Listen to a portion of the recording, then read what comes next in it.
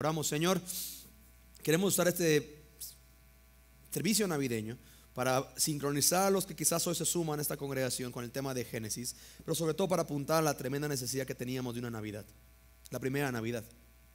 Esta noche, Rey, muchos se sentarán alrededor de una mesa a cenar y a celebrar, pero queremos, Señor, hacerlo con un propósito. Tú creaste estas fiestas, así que queremos recordar y caminar esta noche y la mañana de mañana con el corazón sincronizado con lo que eso significa. Así que denos aquí, Señor, bendice este tiempo con tu palabra. Invocamos y suplicamos la presencia de tu Espíritu Santo en cada uno, haciendo lo que Él puede hacer, nada más, y ser glorificado. Necesitamos verte una vez más por Cristo Jesús. Amén. Puedes tomar tu lugar. Es tiempo de Navidad. Ayer publicaba en mis redes sociales, estoy a una canción de Tatiana, a una La Marimorena más de que alguien salga muy lastimado cerca de mí. O sea, no era Grinch, me hicieron. Y después de escuchar a Pandoro, las Flans, que creo que para casos son lo mismo, ¿sí? A la Romo, ¿sí? Y campana sobre campana y todas estas ñoñeces, ¿sí? Estoy a una de ser sincronizado, hashtag soy el Grinch 2017. Pero la realidad es que la Navidad no es eso, gracias a Dios, ¿sí? Pero por otro lado, para muchos es un tiempo triste, ¿sabías? Cito textual: melancolía, soledad, problemas económicos, enfermedades son algunas causas por las que estas fechas representan un riesgo para la salud y la vida de algunos. Navidad es un riesgo para la salud. Dice Notimex el 8 de diciembre: inapetencia, tristeza, insomnio, desgano, pérdida de motivación, llanto, tristeza extrema son algunos síntomas del ser humano en épocas navideñas, mismos que se pueden convertir en depresión si prevalecen durante 2 semanas o más y pueden llevar hasta el suicidio, señaló la psicóloga Elidia Barbosa. La depresión blanca o blues de Navidad. Pero yo no sabía que eso existía, hijo.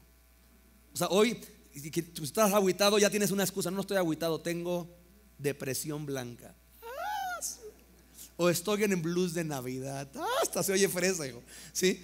Pero la realidad es que tú y yo sabemos cómo luce, ¿verdad? Dice: la depresión blanca o blues de Navidad es un síntoma característico de la baja del estado de ánimo durante la época de fin de año, agregó la presidenta del Patronato Psicológico Queretano. Sin embargo, los focos rojos se encienden cuando esos estados de ánimo bajos y estas conductas negativas se prolongan por más de 2 semanas, pues se convierten en una severa depresión que es necesario atender a través de un especialista. Manuel González Oscoy, catedrático de la Facultad de Psicología de la UNAM, indicó que diversos estudios han demostrado que en la temporada navideña los casos de depresión y suicidio aumentan un 40%. No todo es una blanca Navidad para muchos. Y la mayoría, como dije en mi oración, esta noche nos sentaremos alrededor de una mesa a celebrar, cenar, y depende qué tan rara sea tu familia, tendrás a la tía incómoda, al tío insoportable o al primo borracho, ¿sí? Depende de tu entorno y tu trasfondo, ¿verdad? Pero nos sentaremos generalmente a celebrar que esta noche es Nochebuena y mañana es Navidad. Pero ¿sabemos lo que eso significa realmente? ¿O ya volvimos Navidad solo una excusa para no trabajar? O tener un fin de semana largo o unas vacaciones largas.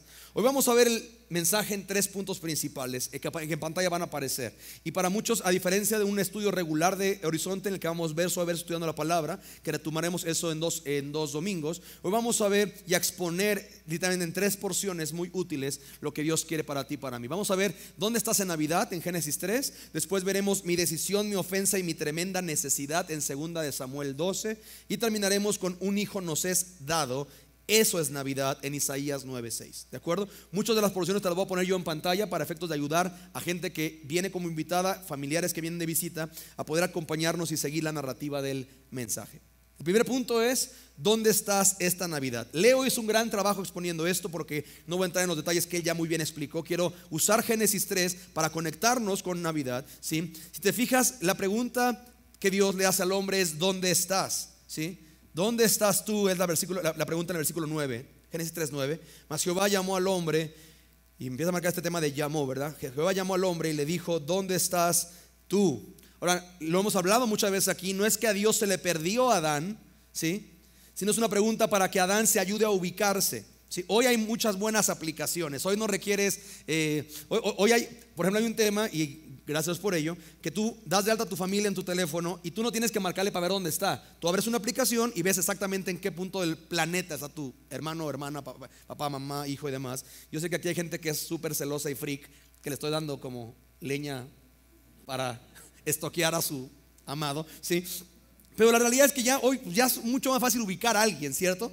Pero hace, ¿qué será? 20 años, si tú ibas a una casa que alguien te invitaba en una zona que no conocías, terminabas perdiéndote y te hacías, o no sé cómo, le contactabas a la persona por un teléfono público o lo que sea, y le decías, oye, no, ya llevo media hora, no doy. Y él te hace una pregunta, ¿dónde estás?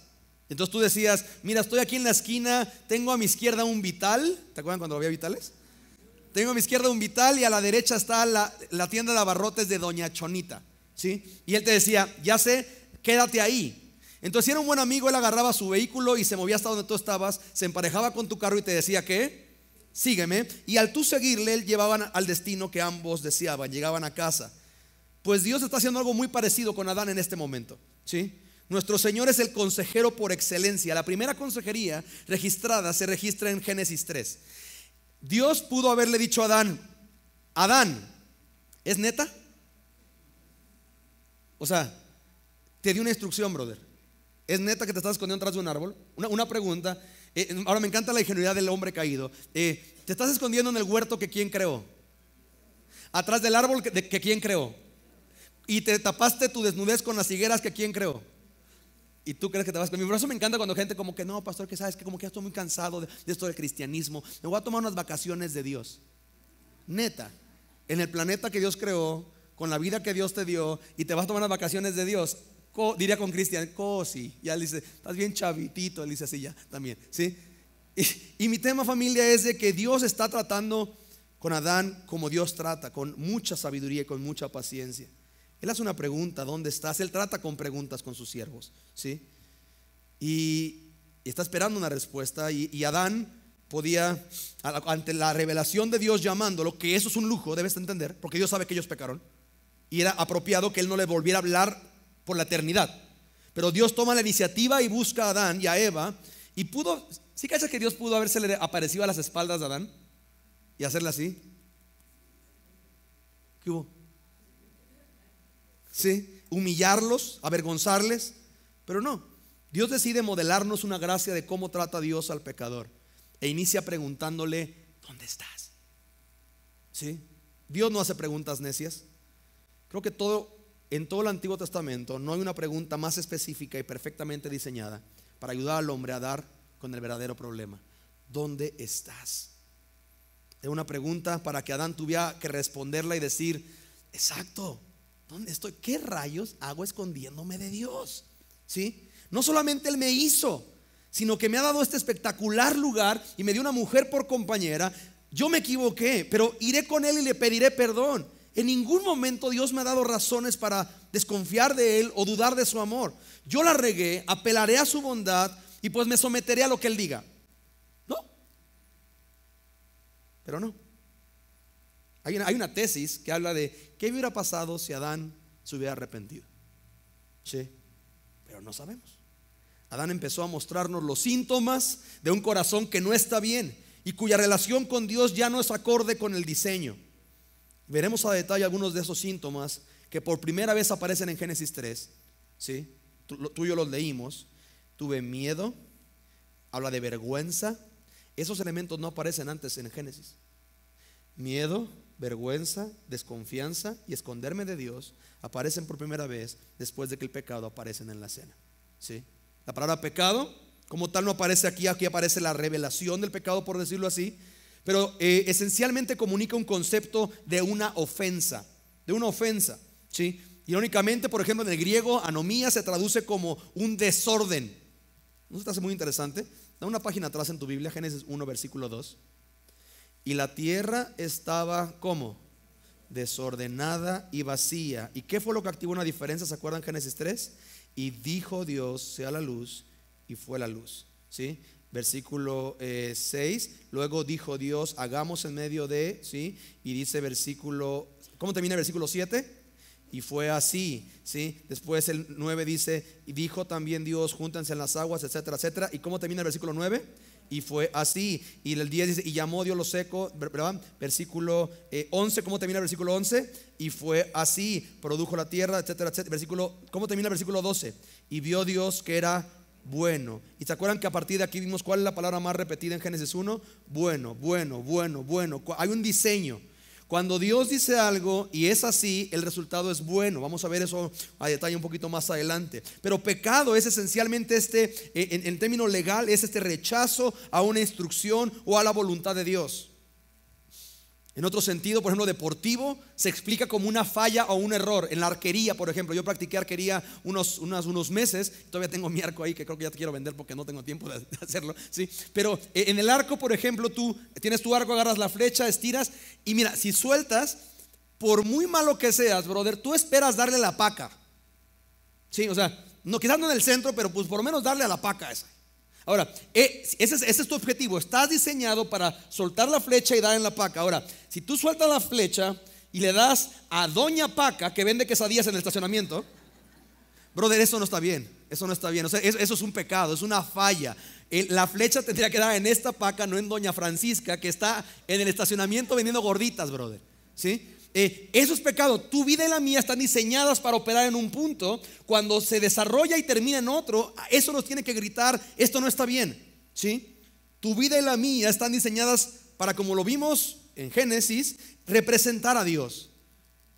Y como fruto de una relación viva y activa se cumple el propósito con nuestro Creador, en esta relación con Él, ¿sí? Ese es el éxito de nuestra existencia. Pero Adán y Eva fallaron dramáticamente y prefirieron darle la razón a una serpiente. Porque la serpiente aparece en Génesis 3:1 y dice: pero la serpiente era astuta más que todos los animales del campo que Jehová Dios había hecho, la cual dijo a la mujer.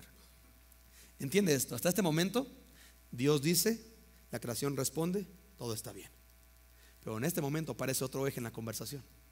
Y la serpiente dijo algo. Y de repente Adán y Eva le prefirieron creer a una serpiente más que a Dios, ¿sí? En el momento en el que el hombre le cree más a una serpiente o a su propio entendimiento, porque también no nomás es la serpiente, chécate lo que dice el versículo 6. Y vio la mujer que el árbol era bueno para comer y que era agradable a los ojos y árbol codicioso para alcanzar sabiduría, y tomó de su fruto y comió. No nomás la serpiente, su opinión empezó a ser mucho más importante en la ecuación que la opinión de Dios, ¿sí? En consejería solimos decir lo siguiente: hacemos lo que hacemos porque amamos lo que amamos. Hacemos lo que hacemos porque amamos lo que amamos. Nadie le puso una pistola, porque evidentemente no existía en ese entonces, ¿verdad?, a Adán para que comiera del fruto que Dios mandó no comer. O nadie chantajeó a Eva sucumbiéndola a tomar una decisión. La narrativa de Génesis 3 nos arroja tantas verdades a nivel de la vida, el matrimonio. Pero en esta porción vamos a enfocarnos más que nada en la fórmula y cómo se destruye la necesidad que tenemos. Dale, por favor. La fórmula es muy sencilla. Repito, Dios dice, es así, y todo termina siendo bueno. Pero en Génesis 3 no se ve al hombre meditando, mencionando o considerando lo que Dios dijo, solo cediendo a una instrucción opuesta a la que Dios dijo, ¿sí? La instrucción era buena, no me malinterpretes, en Génesis 2, ¿sí? Porque la serpiente va a transgiversar toda la conversación con Dios. La serpiente dice en el versículo 1: con que Dios os ha dicho no comáis de todo árbol del huerto. Y Dios no dijo esto, Dios dijo esto: puedes comer libremente del fruto de cualquier árbol del huerto, excepto el árbol del conocimiento del bien y del mal. Si comes de ese fruto, sin duda morirás. Ahora, te puse en negrita un punto interesante: puedes comer libremente. ¿Te acuerdas cuando platicamos de esto hace un mes? Atáscate, ¿sí? Todo es bueno el huerto, nada más guárdate de este. Dice Génesis 2, 16 a 17 en la NTV, ¿sí? Puedes ver la bondad de Dios diciendo a su creación: mira, hice todo este huerto para que lo disfrutemos. Atáscate que hay lodo, mi hermanito. Disfruta, ¿sí? Solo guárdate de ese árbol, porque si comes de ese árbol morirás. Ahora, hoy a la distancia, evidentemente, que te da el tiempo y las letras, yo suelo ver a Adán y decir: Adán, ¿cómo lo echaste a perder, hijo? Brother, era una instrucción, unita, hijo. No comas de este árbol, hijo. ¿Sí? Brother, si yo hubiera sido tú, y recibo esta instrucción de Dios, mi hermano, yo le pongo cerca electrificada al mendigo árbol, hijo. O sea, yo traigo a la gente de Haití y le digo, oigan, pueden hacerme como un sensor, que cuando yo me acerque a 30 metros del mendigo árbol me dé como toques o un calambre, algo. O yo me llevo con los animales bien. Yo le voy a pedir a los leones, a los osos, a las tarántulas y puercoespines que hagan su casa alrededor del árbol y que me impidan con todas fuerzas acercarme a mí. Tienes todo para ser pleno y disfrutar a Dios por siempre. Pues no te expongas al peligro, hijo. Decimos cuando tratamos con adicciones, si tienes problemas con tu forma de beber, no te metas a una cantina a comprar una coca, hijo. Brother, o sea, es sentido común. Pero ¿sabes algo? Entre Adán y yo no hay mucha diferencia. Para vergüenza mía lo digo, la neta. Dios nos ha dado una oferta muy similar a la de Adán. Entre otras porciones, la que más disfruto es usar Deuteronomio 30, que en pantalla va a aparecer para ti en la NBI. Dice así: hoy te doy a elegir entre la vida y la muerte, entre el bien y el mal. Hoy te ordeno que ames al Señor tu Dios, que andes en sus caminos, que cumplas sus mandamientos y preceptos y leyes, así vivirás. Pero si tu corazón se rebela y no obedeces, sino que te desvías para adorar y servir a otros dioses, te advierto hoy que serás destruido sin remedio. Hoy pongo al cielo y a la tierra por testigos contra ti, de que te he dado a elegir entre la vida y la muerte, entre la bendición y la maldición. Elige pues la vida, para que vivan tú y tus descendientes. Ama al Señor tu Dios, obedécelo y sé fiel a Él, porque de Él depende tu vida. Brother, así o más claro, hijo. Ahora, yo sé que aquí hay gente de Biblia que puede leer esto y decir, bueno, Quique, pero es que esos Deuteronomios del Antiguo Testamento es más como para los hebreos, no tiene tanto que ver con nosotros. ¿Ok? Si quieres forzar ese argumento en mi mensaje, es totalmente válido.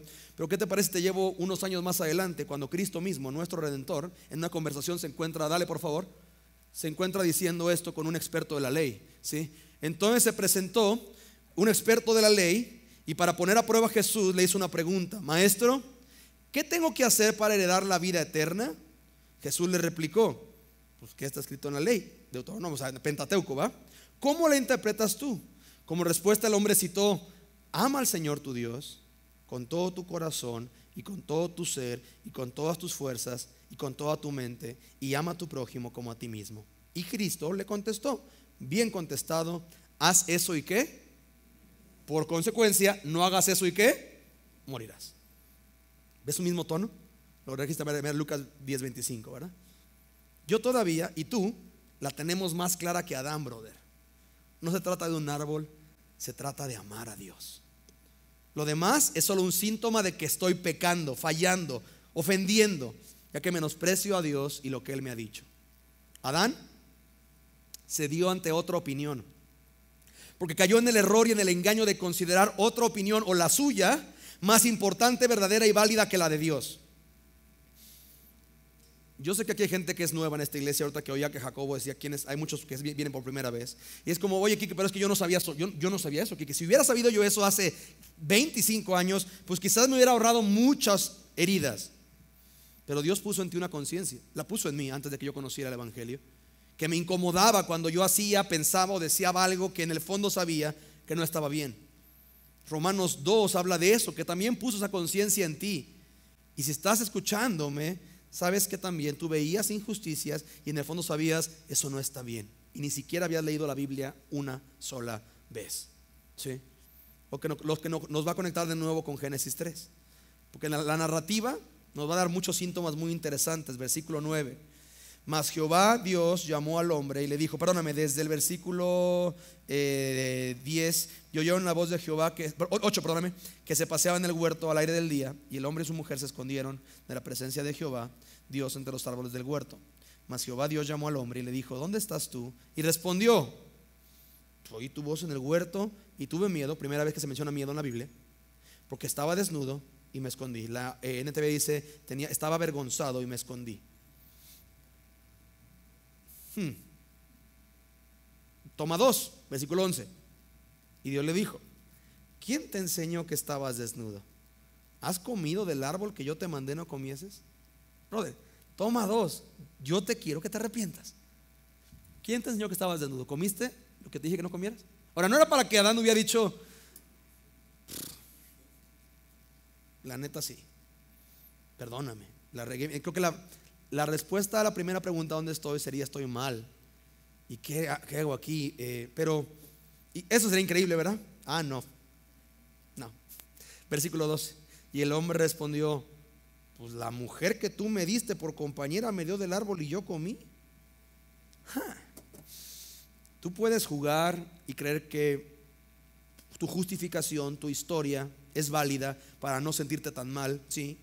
Y ir a terapia o psiquiatras a recibir paliativos que te hagan creer que el problema no eres tú, el problema son las circunstancias. Es que, mira, tú eres así, pero porque de chiquito o de chiquita, o porque antes o después, o porque tú no tuviste, porque tuviste mucho, ¿sí? La realidad es que son paliativos, son paracetamol, brother. Si tú llevas un año con una tos crónica, llegas con el doctor y te oye toser y sabe que algo no está bien y te receta un Halls o un Broncolin, brother, pues te va a refrescar la garganta, hijo, pero te vas a morir porque tienes un cáncer de garganta, ¿sí? Podemos tratar con los paliativos o podemos mejor ir a la raíz del problema que sigue ahí. Y Génesis 3 nos da unas muy buenas fotos de un corazón que no está bien con Dios o está muerto, ¿sí? En pantalla van a aparecer. Primer síntoma de un corazón que no está bien: considera y hasta platica con la voz o percepción que es contraria a la instrucción de Dios. La pregunta desde el principio de Génesis 3 es: Eva, ¿qué rayos te haces platicando con alguien que te dice que Dios no es bueno, te quiere engañar, es piojo y te está insinuando que tú vayas en contra de la voluntad de Dios? Pero Eva se tomó un cafecito con la serpiente. Y la serpiente dijo, y Eva respondió, y la serpiente dijo, y de repente es como una onda de: ¿qué rayos haces escuchando esa voz? Ahora, no la juzgues tan duramente, porque tú y yo hemos estado ahí, en esta conversación de: neta, ¿qué hago casado aquí? Yo podría estar yo merecería, creo que sí, yo tendría que estar, sí, y de repente es cuando te empiezas, brother, tú en 30 minutos tienes una versión de la Rosa de Guadalupe, lo que callamos los cristianos, y cada quien con su santo, que termina bien para ti. Es como decir, si yo hago esto, ya, se resuelve todo el tema. Y cuando te encuentras con esa conversación a la luz de Dios, es un tema de: ¿qué rayos estoy pensando, hijo? Para vergüenza mía lo digo, no nomás es lo que yo hago lo que ofende a Dios, a veces lo que yo converso acá arriba es lo que es como de: si mi frente tuviera una pantalla que proyectara lo que yo pienso, la neta es que yo usaría más sombrero, hijo, porque la gente sería sumamente ofendida y avergonzada y expuesta a una mente que es como de: ¿neta estás pensando eso? ¿Sí? Por eso, mujeres, cuando veas a tu marido que está menseando, viendo la pared, y le preguntes: ¿qué piensas? Y él te dice: nada. Una de dos: es verdad, no está pensando nada, así somos, ¿sí? O no le insistas, créemelo, no quieres que te diga lo que piensa, ¿sí? Y no empieces con: pero ábreme tu corazón. No. Si no lo quiero ni abrir ni para mí, ¿para qué te lo voy a abrir a ti? ¿Sí? Mejor ora por mí, porque lo que sí. Pero el primer punto es estar con una conversación que es opuesta a lo que Dios dice. 2, ser guiado por lo que vemos, no por lo que Dios ha dicho, ¿sí? La mujer empezó y vio que el árbol era así, y que era codiciable, y que era deseable, y fue guiado por eso en vez de por lo que Dios dijo. Pero es que todo parecía bien, pastor. Te sorprendería la cantidad de consejerías matrimoniales que tengo, fuertes abusos en las mismas. Pero es que, pastor, así no era. Es que todo parecía bien. Es que él empezó a venir a la iglesia, y es que él hasta se aprendió los versículos, y es que ella me decía que era cristiana, y es que todo parecía que. Bueno, mira, si tú no eres cristiano, tú conoces un dicho: no todo lo que brilla es. La Biblia habla que aún Satanás tiene la capacidad de disfrazarse como ángel de luz, mi hermanito. Así que si tú eres guiado por lo que ves, por encima de lo que Dios dice, es un síntoma de un corazón que no está bien con Dios, ¿sí? Siguiente: una presencia o persona que por diseño es buena y disfrutable, se vuelve amenazante y nos escondemos de ello. Hasta este momento Dios y Adán eran pana full, eran así compadres, tenían este encuentro, esta dinámica, esta relación, sí. Pero en el momento en el que yo no estoy bien, una presencia que es buena para mi vida se vuelve amenazante y yo me escondo de ella, y yo porque tengo vergüenza, porque tengo miedo, porque no estoy bien, ¿sí? Y de repente Satanás juega su partido. No, mira, ¿para qué vas a la iglesia? ¿A qué estás jugando? ¿Para qué rindes cuentas? ¿Para qué te integras? ¿Sí? Algo que era bueno se vuelve. Y puse ahí un asterisco porque esto es parte de mi nota para el libro que estoy escribiendo, porque es lo que pasa con muchos matrimonios. Cuando un corazón no está bien con Dios, una persona a la que tú amabas y le juraste amor eterno, ¿sí? Se vuelve una presencia, es que ya no te tolero, es que ya no ni siquiera te amo, ya ni siquiera me atrae. Y es curioso, el problema no es la persona, el problema es que mi corazón no está bien con Dios. ¿Sí? Siguiente, Dios nos llama y nos busca y nosotros no respondemos acorde. Ya vimos cómo Dios llamó al hombre y el hombre voló el balón, brother. ¿Sí? Y Dios te invita y tú, Génesis 4, vamos a ver en 15 días. Como Dios llama a Caín antes de que mate a Abel y después de que mata a Abel, Dios está tomando la iniciativa para tratar con el corazón de Caín y Caín responde al perro, y lo vamos a ver eso en 2 semanas. Dios te llama, te quiere a cuentas, quiere guardarte y tú respondes de un modo que no es acorde con su bondad. Siguiente, ante una segunda oportunidad, ¿sí? Para confesar y arrepentirte, empiezas a echar culpas a otros, es decir, no tomas responsabilidad y te haces la víctima. ¿Sí? ¿Qué es lo que dice el versículo 12? Y el hombre respondió, pues, la mujer que tú me diste por compañera me dio del árbol y yo comí. Entonces, pregunta, ¿soy culpable? No, la mujer que tú me diste, últimamente Dios, ¿quién me la dio? Si ya sabes cómo soy, ¿para qué me invitas? ¿No? Y eso lo vieron con Leo muy bien cuando él predicó Génesis 3. ¿Sí? El tema no es la fruta, el tema no es la mujer, el tema no es la serpiente. El tema es que el corazón de la persona no está bien y empiezo a victimizarme. Yo soy culpable, pero yo soy víctima de esta mujer que me engañó y últimamente de ti, Dios, que me la diste. Hay un común denominador en consejerías con gente que va mal, en el que consciente o inconscientemente están enojados por Dios por lo que les pasa. Y la pregunta es, ¿por qué a mí? ¿Por qué yo? Si yo no soy tan mala persona. Ah, ¿no? ¿Comparado con quién? No, pues con mi carnal, está en drogas, un T8. No, él sí está, él está perdido. Ok, ahora una pregunta, porque si te comparas con tu carnal, brother, yo soy el Papa. Ahora, el parámetro de compararte con alguien no es lo que él hace o deja de hacer. El parámetro en la Biblia de bondad es Cristo. Ahora, comparado con Cristo, ¿eres esa buena persona? No, pastor, no, pues ahí se me la pone difícil. Entonces deja de victimizarte y empieza a tomar responsabilidad por lo que te toca, porque tú hoy eres la suma de tus decisiones. ¿Sí? La vida es un conjunto de momentos que involucran decisiones. Y tienes que entender esto, tú no eres la víctima. Tú tienes un rol y a ti se te da una instrucción que tú menospreciaste. ¿Sí? Necesitamos tomar responsabilidad, no hacernos la víctima se hace alguien que no está bien, que tiene un corazón que ya se movió. ¿Sí? Y último, y va de la mano con esto, evidentemente, termina echándole la culpa hasta a Dios de sus decisiones. Y es lo que dice Proverbios. El necio se enoja contra Dios. Y es un tema de sí, pero es lo que pasa. Salmo también habla de el necio tuerce su camino y después su corazón se enoja contra Dios. Es decir, yo empuerco mis decisiones y cuando esto me explota en la cara, me le echo la culpa a Dios. ¿Sí? Algunas de las frases más escuchadas en consejería por personas, ojo, creyentes o incrédulas, porque el tema no es que sean cristianas, sino que tengan un corazón conforme al corazón de Dios, que le dan toda la razón a lo que yo he dicho anteriormente, son frases como estas. Dale.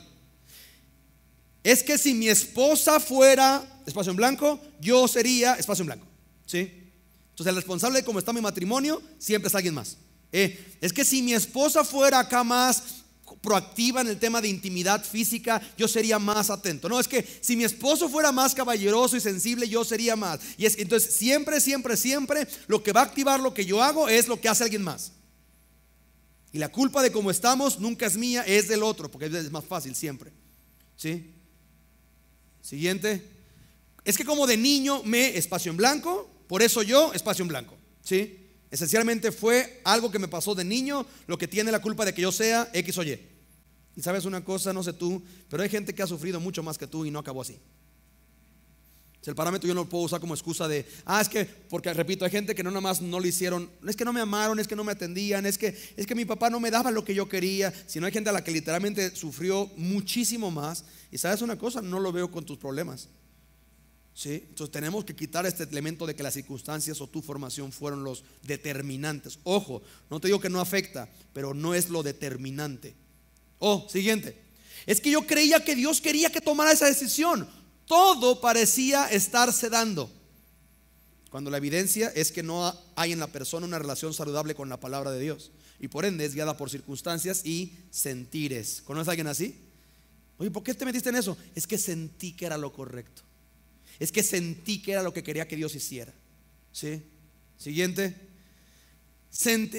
Dice, es que esta es la clásica, es que no me congrego porque todos los pastores y hermanos son iguales de espacio en blanco, vinculando la desobediencia personal a las fallas de personas muy puntuales, ¿sí? Pero es mucho más fácil generalizar, ¿cierto? Que todos son iguales.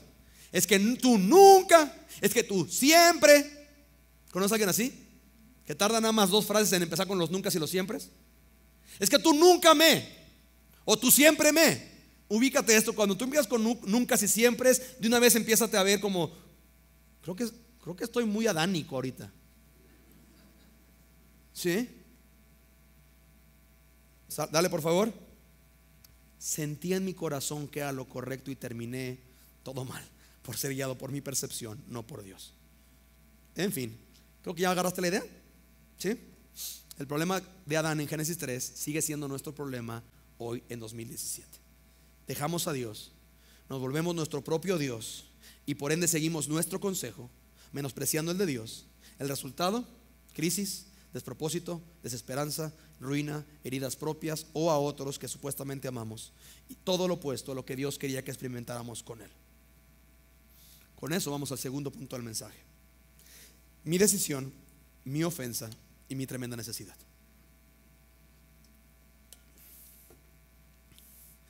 El problema no son las circunstancias, el problema es nuestro corazón. Génesis ya lo dejó claro, que está diseñado para amar a Dios y lo hemos ofrecido a amar a otras cosas o personas más que a Él.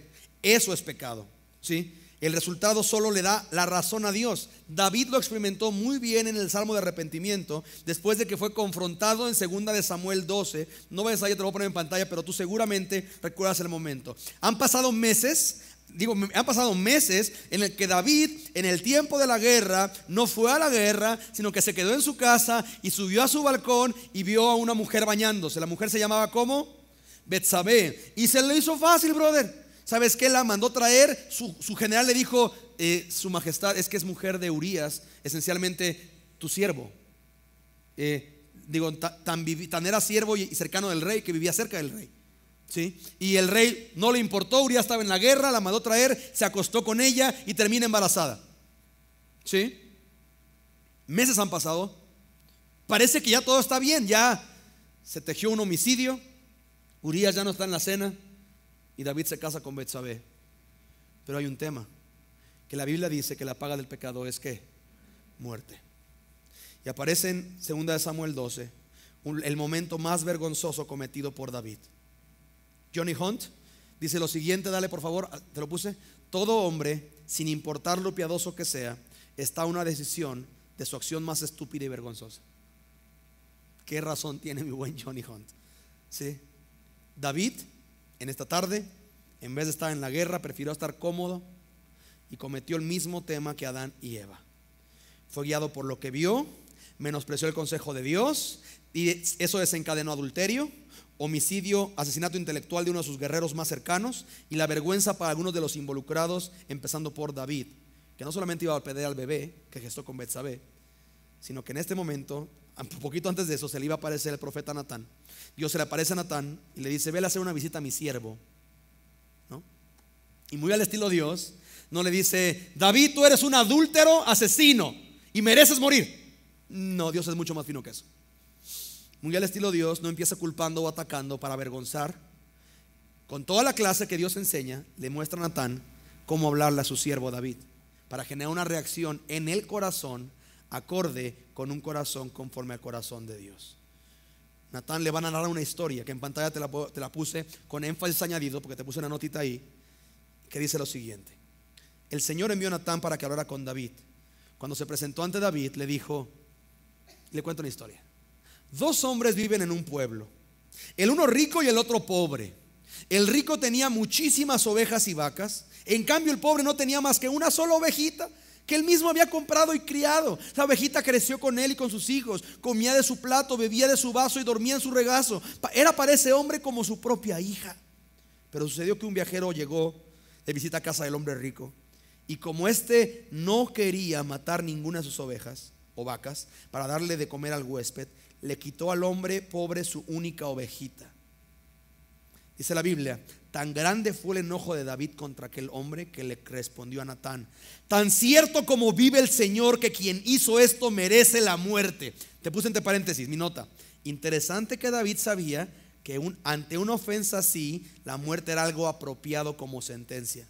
Pero él estaba cegado, que no hilaba que él mismo había hecho algo mucho peor. ¿Cómo pudo hacer algo tan ruin? Ahora pagará 4 veces el valor de la oveja. Cosa que está rara, porque si lo vas a matar, ¿cómo va a pagar? Es como, no, lo va a matar y lo va a revivir y va a pagar y después lo vuelve a matar, ¿sí? Entonces Natán le dijo a David: tú eres ese hombre. Mi hermanito, yo creo que pocos silencios se experimentaron en el palacio como este momento. Así dice el Señor Dios de Israel: yo te ungí como rey sobre Israel y te libré del poder de Saúl. Te di el palacio de tu amo y puse sus mujeres en tus brazos. También te permití gobernar a Israel y a Judá. Y por si eso hubiera sido poco, te habría dado mucho más. ¿Por qué entonces despreciaste la palabra del Señor? No le dice por qué adulteraste, no le dice por qué mataste a tu amigo, no le dice por qué tapaste tu ofensa como si nada hubiera pasado. El tema Dios lo lleva al corazón. ¿Por qué entonces despreciaste la palabra del Señor? El síntoma es el adulterio, el asesinato, el ocultar lo que has hecho. El problema es que tú menospreciaste a alguien haciendo lo que le desagrada. Asesinaste a Urías, elitita, para apoderarte de su esposa. Lo mataste con la espada de los amonitas. Por eso la espada jamás se apartará de tu familia, pues me despreciaste al tomar la esposa de Urías, elitita, para hacerla tu mujer. Y me encanta, vuelvo al tema. No es lo que tú hiciste, sino a quien despreciaste. O, mejor dicho, a quien amaste más. ¿Por qué, si cachas? O sea, para despreciar a alguien tienes que amar algo más, ¿verdad? Pues bien, así dice el Señor: yo haré que el desastre que mereces surja de tu propia casa, y ante tus propios ojos tomaré a tus mujeres y se las daré a otro, el cual se acostará con ellas en pleno día. Lo que tú hiciste a escondidas, yo lo haré a plena luz, a vista de todo Israel. ¿Y cómo responde David? He pecado contra el Señor, reconoció David ante Natán. Qué impresionante narrativa, hijo. Y cuánto contenido en tan poquitos versículos. Pero lo más asombroso es que no pierdas de vista que con quien estamos tratando es el rey David, un hombre que según Hechos 13 tiene el corazón conforme al corazón de Dios. Y Dios iba a presupuestar todo esto para enseñarnos cómo responde un hombre conforme al corazón de Dios al equivocarse y al ser confrontado muy al estilo amoroso y verdadero de Dios por sus errores.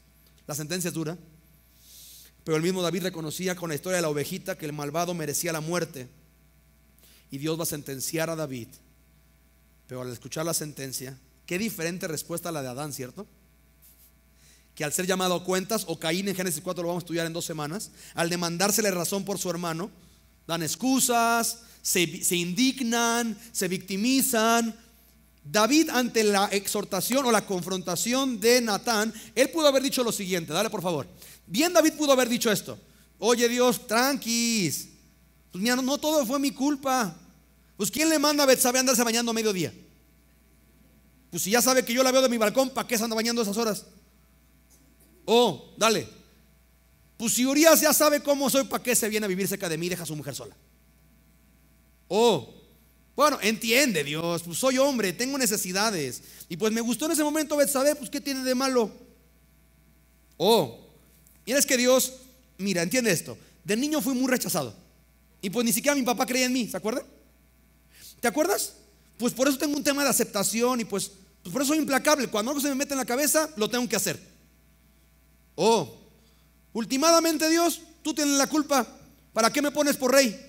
Y permites que en el palacio, el balcón de la casa de mis siervos. Oh, ya relax, Dios, mira, Ya borré mi historial, ya me casé con Betsabé, ya nadie se acuerda de lo que hice. ¿Cuál es tu excusa favorita? ¿Puedes ver a David usándola en este momento? Yo sí. Pero sin embargo Dios va a humillarnos y nos va a enseñar cómo responde un hombre conforme al corazón de Dios cuando ha fallado y es llamado a cuentas. La traducción en lenguaje actual dice lo siguiente. Dale. Reconozco que he pecado contra Dios y que he hecho lo que a Él no le agrada. Y el profeta, de parte de Dios, ante esa declaración le va a contestar. Dale, sí, pero el Señor te ha perdonado. No morirás por este pecado. Sin embargo, como has mostrado un total desprecio por el Señor con lo que hiciste, tu hijo morirá. Porque la Biblia dice que la paga del pecado es muerte. Y Dios es un Dios amoroso y paciente, pero también es un Dios justo. Y lo que Él dijo se requiere cumplir. Y cuando yo meditaba en esto, preparar el capítulo y el sermón, yo me ponía a pensar como, ¿qué tal si eso fuera yo? Y Dios me dijera, ok, te has arrepentido, bien, pero yo dije que alguien tiene que morir. Tú entiendes que alguien tiene que morir ante eso que hice. Así que Cristian va a morir por lo que tú hiciste.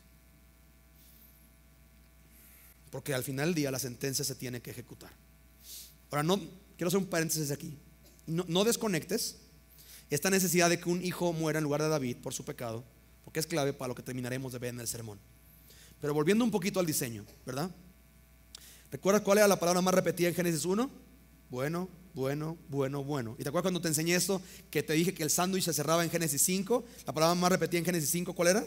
Murió, murió, murió, murió. Dios tenía la razón. El mismo David, al componer su salmo de arrepentimiento, Salmo 51, dice lo siguiente: a ti, en la NBI dice, a ti y solo a ti te he ofendido, he hecho lo malo en tu propia cara. Tienes toda la razón en declararme culpable, no puedo alegar que soy inocente. Parte de volver a Dios con un corazón correcto involucra una conciencia de Dios. Tú tienes razón y yo no. Tú estás bien y yo soy el que está mal. Es precisamente un síntoma de un corazón que Dios está sanando, ya que precisamente es lo opuesto del síntoma del corazón enfermo, que se victimiza y que echa culpas. Cuando Dios se revela a nuestra vida y nos muestra como Natán a David nuestra condición real, la única respuesta inteligente y humilde es un sincero arrepentimiento. Hechos 3:19 lo promete así en la NBI, dale. Por tanto, para que sean borrados sus pecados, arrepiéntanse y vuélvanse a Dios, a fin de que vengan tiempos de descanso de parte del Señor, enviándoles el Mesías que ya ha sido anunciado, preparado para ustedes, el cual es Jesús.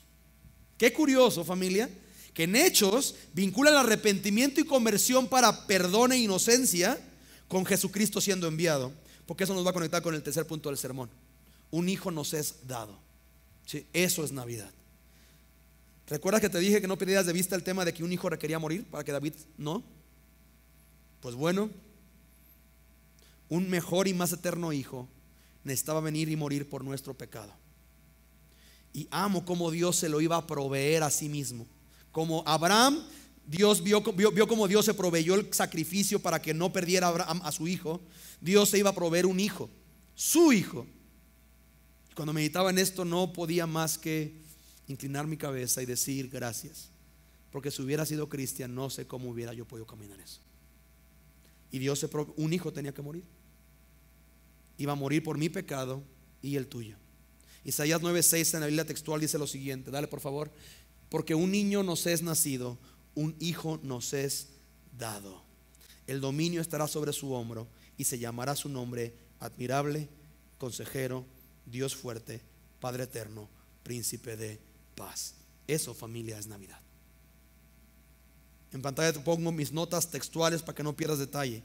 Jesús, el Hijo de Dios, iba a venir y nacería en un pesebre en Belén.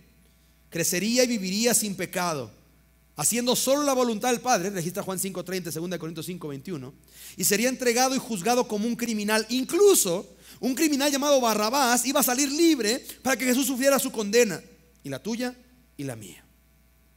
E iba a ser avergonzado conforme a lo que el pecado causa, ¿te acuerdas? Vergüenza, miedo, ¿sí? Desconfianza con Dios. Iba a ser deshecho y crucificado como el más vil delincuente, porque era necesario que la sentencia se cumpliera y el Hijo inocente daba su vida por los culpables, para que no muramos, sino que vivamos. Y este mensaje y esta iglesia se tratan de eso. Y allá aparecemos tú y yo, que solo por el sacrificio de Cristo y nuestra confianza en su persona y obra, la vida, muerte y resurrección de Jesús, podemos estar escribiendo en mi caso y leyendo y escuchando esta porción. Nuestra esperanza: Dios es bueno y nos ama, nos creó para Él, sin embargo lo menospreciamos, pero Él envió a Cristo a sufrir lo que yo merecía por siempre, para que por mi confianza en Él pueda ser libre y declarado inocente y tener una vida nueva y aprovechar la nueva oportunidad que Dios está ofreciendo hoy para pecadores como yo, que hoy volvemos a Él y reconociendo lo que hemos hecho, recibiendo su perdón y nueva vida con Él. Y así, ya sé que piensas así, pero es que esto parece demasiado maravilloso para ser verdad. Y es que sí, es demasiado maravilloso. Dios lo dice en 1 de Pedro 2:9, dice así: por eso pueden mostrar a otros la bondad de Dios, pues Él nos ha llamado a salir de la oscuridad. Ojo, nos ha llamado, ¿te acuerdas? ¿Dónde fue la primera vez que se apareció llamado? Génesis 3. Y Dios llamó al hombre, lo quería sacar de la oscuridad, ¿sí? Nos ha llamado a salir de la oscuridad y entrar en su luz maravillosa. Ese es el maravilloso Dios que ofrece lo que nadie, pues solo Él lo puede hacer: redimirnos y darnos una nueva identidad en Cristo, y así cumplir lo que dice en 2 de Corintios así. Por eso pueden mostrar, ¿sí? Esto significa que todo el que pertenece a Cristo se ha convertido en una nueva persona. ¿Se acuerdan? Vimos la semana pasada. La antigua vida ha pasado, una vida nueva ha comenzado, y todo esto es un regalo de Dios. Por eso Navidad se acostumbra a dar regalos, pero no porque es un tema de comer, es para apuntar. ¿Sabes cuál es el mejor regalo? El mejor regalo tiene dos elementos, para si alguna vez quieres regalar algo a alguien que valga la pena. El mejor regalo tiene dos elementos: es necesitado y es deseado, ¿sí? Cuando tú regalas algo que yo necesito, es algo bueno. Ahora, si yo lo estoy deseando, es el regalo, brother. Y Dios es el regalador por excelencia. No nomás dio lo que tú necesitabas, salvación, sino lo que deseabas. Uno de los nombres de Cristo es el deseado de las naciones, ¿sí? Dios nos ha dado, todo es un regalo de Dios, que nos trajo de vuelta así por medio de Cristo. Y Dios nos ha dado la tarea de reconciliar a la gente con Él, pues Dios estaba en Cristo reconciliando al mundo consigo mismo, no tomando más en cuenta el pecado de la gente, y nos dio a nosotros este maravilloso mensaje de reconciliación. Así que somos embajadores de Cristo. Dios hace su llamado por medio de nosotros. Hablamos en nombre de Cristo cuando le rogamos: vuelvan a Dios. Pues Dios hizo que Cristo, quien nunca pecó, fuera la ofrenda por nuestro pecado, para que nosotros pudiéramos estar en una relación correcta con Dios por medio de Cristo. Qué importante recordar esto una y otra vez. Esta semana tuve reuniones, irónicamente, con personas desconectadas una de la otra, y todos, bueno, la gran mayoría creyentes maduros. Y irónicamente, un común denominador, sabes, que me encontraba en la conversación diciendo esto, es que después de quebranto y heridas y aprendizaje, ¿verdad? Decían, es que a veces el cristianismo se vuelve como un trabajo, en el que yo hago mi devocional, pues porque es lo que hacemos los cristianos, y yo vengo a la iglesia, pues porque es lo que hacemos los cristianos, y yo alabo, pues porque es lo que hacemos los cristianos. Pero es porque olvidé realmente que un hijo se nos fue dado, ¿sí? Y Dios tiene que permitir quebrantos en nuestra vida para volvernos un punto de decir: por esto amaba a Cristo. No el cristianismo, sino porque Él me dio un regalo, y esencialmente es: Dios nos amó a nosotros primero, y por eso nosotros le amamos a Él de vuelta, ¿sí? Dios te ama. Dale, por favor, tal y como estás. Hay iglesias hoy que este es su slash, así su eslogan, mejor dicho. Dios te ama así como estás, ven así como estás, bienvenido a casa, bla, bla, bla, bla, bla, bla. Mi hermanito, que la frase está incompleta, hijo. Dios te ama tal y como estás, sí, pero porque te ama tanto, no te va a dejar tal y como estás, hijo. Envió a Cristo y murió por ti, para que ya no vivas para ti, sino para aquel que murió y resucitó por ti. Es lo que dice Corintios también. Es lo que festejamos esta noche. Una noche de paz. Se anunció que el Hijo, que venía como evidencia de la buena voluntad de Dios, ¿se acuerdan? Si tú no leías la Biblia, todas estaban pastorelas, hijo. Y aparecen los ángeles cantando: gloria a Dios en las alturas, y en la tierra para ustedes paz. y buena voluntad de Dios para con ustedes. Dios quiere reconciliarse contigo. Cristo es la evidencia y nació en un pesebre. Es lo que festejamos en estas fechas. Pero es que yo sé que aquí, pero es que pastor, la historia dice que Jesús no nació en diciembre. Cállate la boca, es lo que festejamos en estas fechas.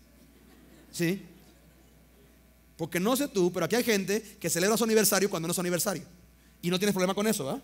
Ok, entonces el tema, mi hermanito, no es un tema de cuándo, es un tema de que, sabes una cosa, en este lado del planeta se diseñó que en la economía de este lado del planeta, 24 y 25 se recuerda natividad, que un hijo se fue dado. Repito, y por eso se acostumbra a regalar, ¿sí? Porque nos recuerda aquel que nos dio el regalo por excelencia. Después de 400 años de silencio, ¿sabías que entre Malaquías y Mateo hay un espacio de silencio en el que Dios no volvió a hablar? Para muchos eso es lo que su vida es con Dios, silencio. Mira, vienes aquí, Dios te habla, pero la neta allá afuera es como tu fiesta, tu onda, oras, pero tus oraciones no pasan del techo, hijo. ¿Sí? Y Dios dio a Cristo para que Él fuera el Salvador. La pregunta aquí ¿es tu Salvador? Sí. Porque Romanos 10, le voy a pedir a la banda que pase para terminar. Romanos 10 dice lo siguiente: pues si ustedes reconocen con su propia boca que Jesús es el Señor, Él es el Señor, ya no soy yo. Antes yo era el Señor, yo era el Rey, yo era mi Dios con D minúscula, yo decía quién manda. Ahora ya entendí, Él es el Señor, y creen de corazón que Dios les resucitó, entonces se librarán del castigo que merecen. Pero si creemos de todo corazón, seremos aceptados por Dios. Y si con nuestra boca reconocemos que Jesús es el Señor, Dios nos salvará. La Biblia dice: Dios no deja en vergüenza a los que confían en Él. No importa si son judíos o no lo son, porque todos tienen el mismo Dios, y Él es muy bueno para con todos los que le piden ayuda. Pues la Biblia también dice: Dios salvará a los que lo reconozcan como su Dios. Dios ha hablado, vamos a responder. Oramos. Señor, gracias por esta tarde ya, Señor. Gracias por Navidad. Necesitábamos Navidad, Señor. Y a veces nos acercamos a estas fiestas en una economía girada alrededor de mercancías, regalos. Señor, eso no es que esté mal cuando gira alrededor, pero el eje central, Señor, sobre lo que gira, es que un hijo se nos es dado. Un niño es nacido. Y eso tiene que asombrar al que con un corazón humilde y sincero viene en esta tarde a entender lo que ese glorioso intercambio significó y a preguntarse lo que esta canción va a decir: ¿cómo es posible que el bueno y justo se hizo hombre y fuera a morir por mí en una cruz? Qué maravilloso evento, qué asombrosa noticia, qué loca verdad. Nosotros no lo haríamos, Señor. Yo tengo un hijo, aquí hay gente que tiene más. Y si un delincuente fuera a vivir solo porque Cristian muriera y tuviera que una transfusión de algo, y yo perdiera a mi hijo para que otro delincuente viviera, Señor, yo no lo entregaría. Y irónicamente el mundo canta hoy una noche de paz, una noche de amor. Pero Padre, muchos no tienen ni paz ni disfrutan ese amor. Y esta mañana, Señor, nos has traído aquí, no para cumplir con un evento religioso, sino para recordar lo que significa Navidad. Y queremos responder, Señor, no como Adán, justificándonos y echando culpas. Queremos responder como David y decir: hemos pecado contra ti y hemos hecho lo que no te agrada. Y entonces recibir la sentencia, pero conectar a lo que pasó hace 2000 años en una cruz, en la que ese niño que hoy festejamos, esta noche que nació, fue a morir años después sin haber hecho nada para merecer esa vergüenza y esa humillación y esa muerte, porque Él no lo hacía por lo que Él hizo, Él lo hacía por lo que nosotros hicimos. Y Padre, si hay aquí alguien que por primera vez quizás está entendiendo lo que significa esto del cristianismo, que es que seguimos a Cristo, que amamos a Cristo, Señor, permítele esta tarde responder y decir como David: Dios, yo pequé contra ti, yo he hecho lo malo delante de tus ojos, perdóname, gracias por Jesús. Y gracias porque puedo acercarme a una noche buena, realmente no por una noche buena, sino una vida buena, no una noche de paz, sino una vida en paz. No por lo que yo haga, sino por lo que Cristo hizo. Y Señor, permite a los demás que hoy recordamos lo que un día costamos, cantarte en esta hora con un corazón humillado pero agradecido, avergonzado pero consolado, porque has sido rescatado por ti, Señor. Estás siendo sanado y habitará conectado por siempre en tu presencia. Así que, Padre, escucha la oración de cada uno en esta tarde y después recibe nuestra adoración, porque eres digno. En el nombre de Jesús, amén. ¿Sabes qué hacer en tu lugar? Tómate un minuto tú y Dios y responde. Y cuando termines tu oración, la pregunta que Satanás va a jugar con tu oración es esta: ¿en serio crees que Dios te quiere? La palabra, la clave aquí es quiere. Y tú tienes que predicarte: gloria a Dios en las alturas y en la tierra paz y buena voluntad de Dios para con los hombres. Dios quiere. La pregunta es: ¿quieres tú? Y Cristo está disponible y dispuesto, y está orando en este momento porque el Espíritu Santo pueda hacer en ti la obra de salvación y nuevo corazón. Así que cuando termines tu oración, ponte de pie y canta a Dios con nosotros.